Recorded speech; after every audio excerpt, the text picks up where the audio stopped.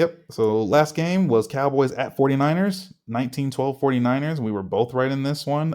Thank God, because I don't want to hear any more. Because I was even going to the stores and stuff, and I'm in Dallas, so of course you Yeah, know what you're going to hear when you go anywhere. I'm even talking to the mailman at my apartment. Same thing, just Cowboys yeah, all the way, right? So all I have to say is noise 49ers. But now I just need the 49ers to lose. yeah. And so like this game wasn't like as flashy as like any of the other games or in terms of scoring or anything like that. It was a low scoring affair. The difference came down to which quarterback made fewer mistakes, and Brock Purdy got that by a mile, I think. Hmm. Yeah. Y- There's also some big injuries that happen in this game too to some players that are actually on their contract year. So, but if anything, like you said, it was a defensive affair. And then I just want to at least talk about the tail end of the game where what the hell was the Cowboys running at the final play of the game? Yeah, I don't know. Got Zeke blown up at center, Dude, he got and blown you up. threw the ball for 10 yards when you need like 80. And he threw I think he threw it to CD, and it was like a complete he was like completely annihilated. Oh, it was just so bad. It was the stupidest play known to man. Like by design, it was the stupidest play. I Even the head coach McCarthy was just like, "Yeah, no, that play was actually in our game plan for like when we're trying to win." I'm like, I didn't see any winning football right there. I Yeah. just saw like I don't know, you gave up. You It didn't looked throw like it downfield. looked like the play from a while back. I think it was I want to say it was the Colts that like tried to do like a trick play where they only had like three linemen on the line of scrimmage on a punt and like they blind up everyone else on the outsides, Hmm. Hmm. and like I think the Patriots just kind of just like blasted through them and just like I turned remember it that. they turned it over. I think it was the Colts. I actually seen one where it worked, where like they were just like, "What the heck?" And then you see like everyone's on the right side, like you see the receiver too. So what they did was like, they said Hut threw the ball to that receiver and he ran down the field. I don't know if it was for a touchdown or not, but I remember that play. Don't know who did it and who they did it on. So that was a long time ago, though. I do know what you're talking about. Yeah, I remember whenever that play happened, everybody was like, "What the fuck was that?" The Oh Jimmy man. Butler meme. What the fuck was Oh. that? But some notable injury, like one notable injury that came out of this game was Tony Pollard broke his leg, and I think he might have sprained torn a ligament as well. Oh, And that's so, bad.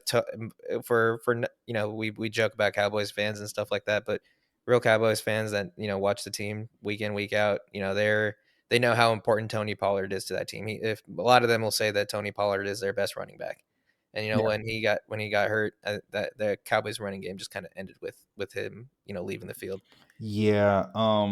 It's Tony Pollard's contract year, so don't know what's gonna happen to him now.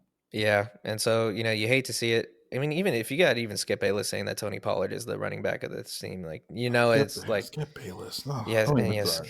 Skip, Skip. But Yep. in terms of like on the other side of the ball, both the teams' defenses kind of shined in this game, which most people won't appreciate, but because fans love touchdowns. But this was a game where like guys like CMC was held in check and Dak was contained. I saw a stat that like uh, like the Niners exclusively played zone coverage on defense, almost like exclusively, maybe like a few plays here And and that there just with, worked against and that Dak. just And worked. Yeah, so it works really well when you well, they have a had strong. that front line on the Yeah, 49ers exactly. defense. You got to give them credit because what they can do is basically take all that pressure off of their DBs by just being excellent on that line. The point of zone coverage is often to capitalize on mistakes from quarterbacks. A lot of people used to play man to man, and they can. That's usually just a physicality mismatch for Hmm. that waiting to happen for certain players because the receivers have only gotten faster and faster since the football has started. But that front seven was pretty crucial to them being able to play zone so much, and then they were just able to pick Dak off when he was trying to run for his life. Yeah, I mean the only thing you're gonna, and this is one thing where we were talking about before, like you need a defense in the playoffs, and that showed it here. If you didn't have, let's just say you didn't have an offense and you didn't have a defense, I don't know what you're doing here. Yeah, If you and we have no offense but a defense, sure, it's great, but you have to have some type of offense, man, because it could be frustrating. That's what happened with the Cowboys. They just didn't have their offense. Just 12 points. That's it. That's it. That's all you can bring out. I mean, I'm not saying you're the Bengals or let alone Brett, the Eagles, but man, how pissed do you think people were when Brett Maher's first extra point attempt was blocked?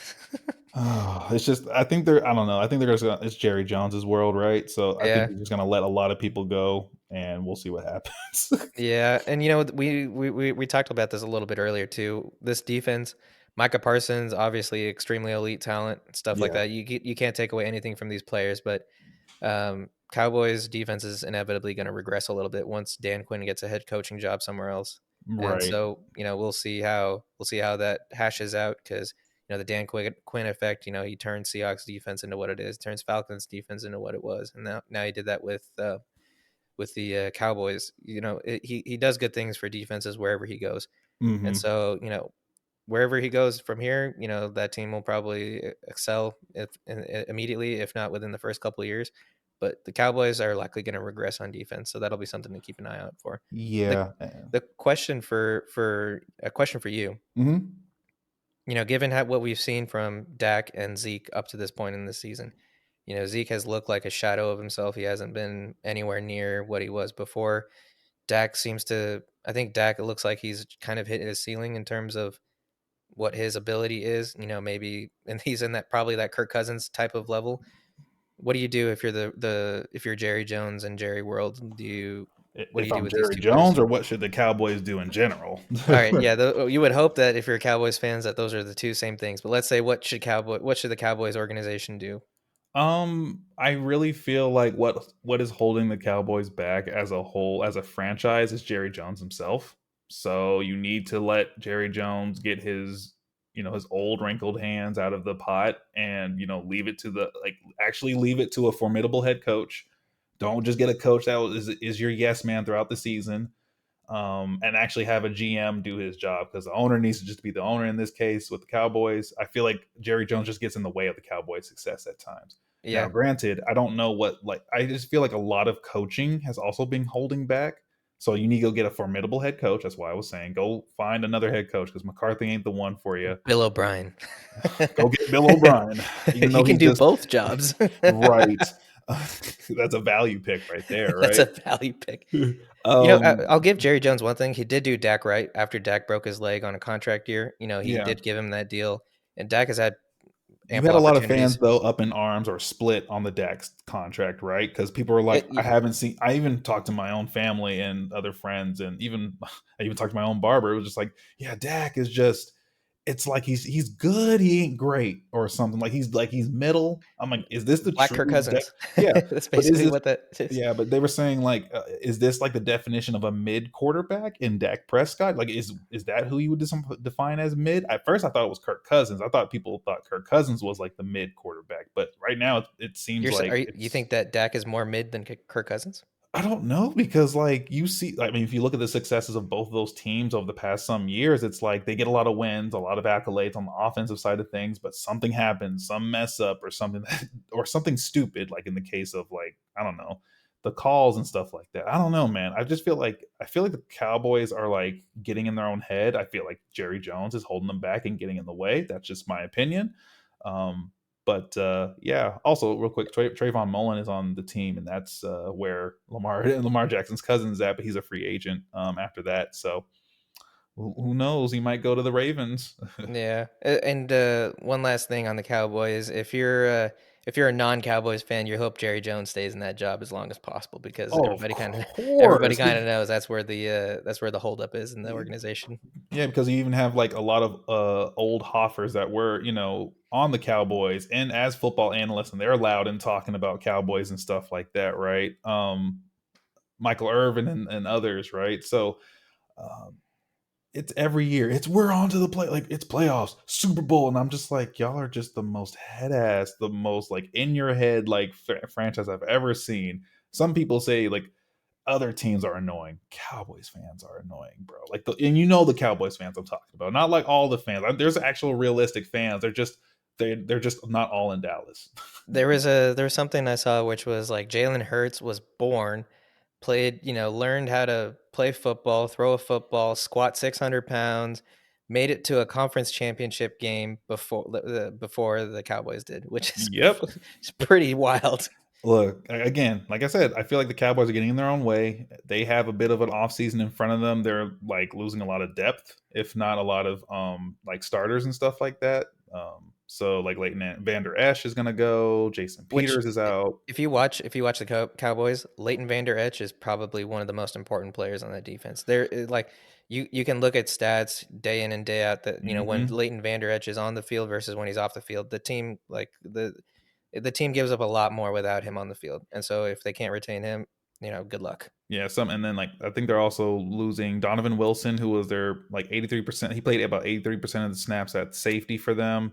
You got Connor McGovern, a right guard for them, that played 76% of the snaps. And their O line is in a flux too. They used to have the best O line. Obviously, they're kind of coming back to earth now because again, like you said about like what to do with Zeke. Zeke, unfortunately, he's like It's a second contract curse with the running backs. That's why a lot of people are hesitant about the Saquon Barkley thing. Not personally, but a yeah. lot of time when a running back gets their second contract, irrespective of who they are personally, they don't typically pan out as much. Yeah, because running back is running back, right? They just devalue the position. Dalton Schultz, tight end for them, is That's an important one. also that's an important one. Then Anthony Brown, who played over 60% of the snaps at corner, is up too. So it's up in the air of what they're gonna do, but I don't know, man. Like that's just their offseason. They got to figure some things out and what they want to do and what they want to be. That's all I got to say on that one. So Yeah, here's to hoping they don't figure it out. facts. So